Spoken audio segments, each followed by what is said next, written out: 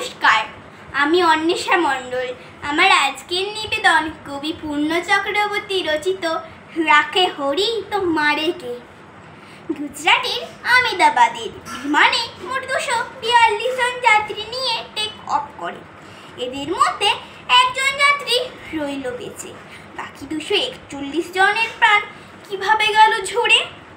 রাখে হরি তো মারে কে, এটি হয়তো একটা প্রবাদ বাক্য, বিশ্বাস রমেশ কুমার তার জ্বলন্ত প্রমাণ। গুজরাটের আহমেদাবাদ রইল তার সাক্ষ্য, বিমানে 241 জন যাত্রী কিভাবে মুহূর্তের মধ্যে জ্বলে পুড়ে হলো শেষ। ওদের অমর আত্মার শান্তি কামনা করে শোকার্ত হয়ে পড়েছে গোটা দেশ।